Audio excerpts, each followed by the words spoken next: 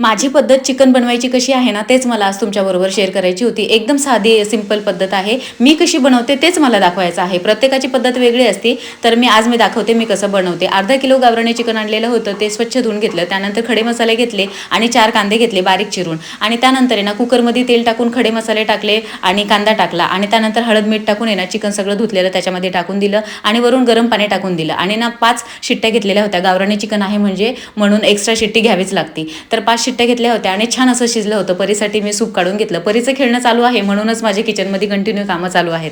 आता इथे जे सुके मसाले घेतले होते ना त्याच्यामध्ये गोडभर पाणी टाकलं आणि चमच्याने त्याची पेस्ट करून घेतली. कढईमध्ये गरम तेल होतं ना तर मसाले जळायला नको म्हणूनच पेस्ट केली होती. आणि जे मिक्सरमधून मी बारीक मसाला काढलेला होता ना तर अद्रक लसूण वगैरे कांदा ते भाजून त्याची पेस्ट ती सुद्धा टाकली. 5 मिनिटं ती ना फोडणी अशीच शिजू दिली त्याला तेल सुटेपर्यंत. जे शिजलेलं चिकन होतं ना ते सर्व त्या कढईमध्ये टाकलं आणि छान अशी सिंपल पद्धतीने मी चिकनची भाजी रेडी केली होती. आजच्या ब्लॉगमध्ये एवढंच.